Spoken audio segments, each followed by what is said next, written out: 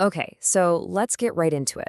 I want you to picture something for a second. Imagine a fancy black tie event at a hotel in Tampa, Florida. Probably the last place you'd ever expect to hear a nuclear threat, right? Well, that's exactly what went down. And it kicked off this massive diplomatic firestorm that shot all the way from Washington to New Delhi. And yeah, those are the words right at the heart of this whole thing, spoken by none other than Pakistan's powerful army chief, Asim Munir. I mean, it's a chilling statement for sure. But what makes it even crazier is where he said it, on the soil of a supposed ally. So you gotta ask, how on earth did we get here? All right, so here's what we're gonna do in this explainer. We're gonna break it all down. First, we'll look at the threat itself. Then we'll unpack the diplomatic pushback that followed. We'll also get into America's, let's just say, complicated role here. And finally, we'll decode the actual military muscle behind all this tough talk. Okay, let's go back to that hotel in Florida. So why was Munir even in the U.S.? Well, officially, he was there for a retirement ceremony for an American general. But afterwards, he went to this private event for the Pakistani diaspora.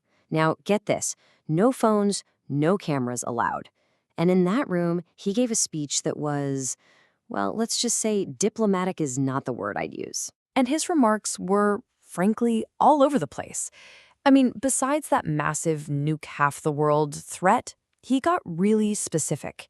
He warned that Pakistan would just wait for India to finish building a dam and then destroy it with 10 missiles. He's just casually describing a war crime right there. And if that wasn't enough, then came this truly bizarre analogy. Yeah, you heard that right. He called India a shining Mercedes like a Ferrari. And Pakistan? He said it's a dump truck full of gravel. Now, I guess the message he was trying to send is that if these two collide, it's a disaster for everyone. But wow, what a crude and honestly kind of telling self-assessment. He's basically admitting India's economic engine is roaring while comparing his own country to a dump truck. So, as you can imagine, the response came fast, especially from New Delhi. And India didn't just condemn what he said. No, they were much smarter. They used his own words to paint a bigger picture of how Pakistan acts on the world stage. India's Ministry of External Affairs put out this really sharp statement, and they framed this whole thing not as some random one-off comment, but as a pattern of behavior. They use the phrase stock in trade. That's a very deliberate choice of words. They're basically saying, see, this is what Pakistan does. They use nuclear threats like it's just another tool in their diplomatic toolbox. And if you look closer, you'll see India's response was really layered. First, they pointed out how regrettable it was that these threats were made from a friendly third country. That's a not-so-subtle dig at the U.S. for even hosting the guy. Then, they argued that this whole episode just reinforces doubts about who's really in control of Pakistan's nuclear weapons. And they finished with a crystal-clear message. Nuclear blackmail is not going to work on us. Which, of course, brings us to the big question mark in the room, the United States. Seriously, why was the head of a foreign army, a guy known for his hardline views, allowed to just stand up in a hotel in Florida, President Trump's home state no less, and issue nuclear threats? A lot of commentators just looked at this and said it's inexplicable, it just doesn't make sense. And to give you a sense of how deep the mistrust of this guy runs in some American security circles, just listen to this quote from a former Pentagon official. I mean, talk about blunt. It's a stunning assessment, right? Basically equating Munir's entire ideology with a terrorist leader's. Which again, just makes you wonder, why was this man being welcomed with open arms? So what is the American angle here? Well, a few theories are floating around. One is that it's just plain hypocrisy. You know, President Trump is trying to get a Nobel Peace Prize on one hand, while rolling out the red carpet for Munir on the other. Another, more cynical take is that maybe Trump is using Pakistan as a trump card, pun intended, to put pressure on India.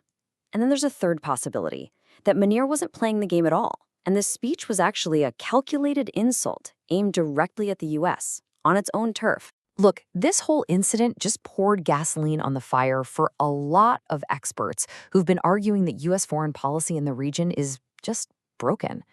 Their point is pretty simple, really. They're saying America needs to stop hedging its bets, pick a side, and fully align with India, the region's actual democratic superpower, and start treating Pakistan like the major threat it is.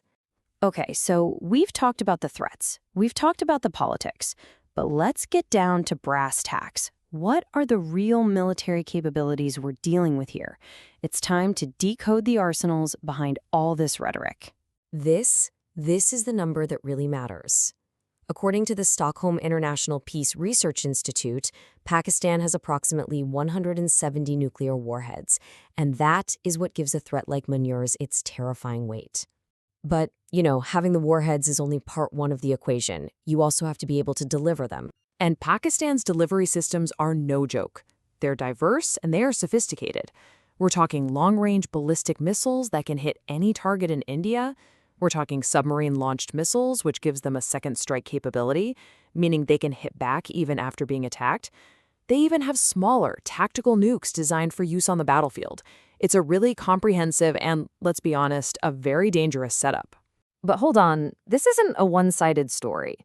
India hasn't been sitting on its hands. They've invested a ton in defense, and their key countermeasure is the S-400 air defense system. Think of it as a high-tech shield. It's designed to protect against exactly these kinds of threats, everything from ballistic missiles to enemy fighter jets. So when you boil it all down, the basic strategic dynamic is pretty clear. Pakistan's ace in the hole has always been its nuclear arsenal, used as a deterrent. India, on the flip side, has the upper hand when it comes to conventional forces, tanks, planes, soldiers. And you can see both countries are constantly adapting to this reality. Pakistan is building up a new army rocket force, while India is doubling down on its air defense with its Sudarshan Chakra mission. So that begs the question, why all the renewed nuclear threats now? Well, this is the really crucial context you need to understand. Not too long ago, India carried out conventional strikes inside Pakistan, and that action completely shattered Pakistan's long-held belief that its nuclear weapons made it untouchable. So Munir's speech, it's not just a random threat. You can see it as a desperate attempt to put that nuclear blackmail card back on the table after India basically called their bluff. And after all is said and done, this whole episode leaves us with a really fundamental and pretty uncomfortable question. When a leader from one country stands on the soil of another to threaten global catastrophe, who's really responsible for the fallout? Is it just the person speaking the words, or is it also the host who gave them the stage to say it from? It's a tough one, and there's definitely no easy answer.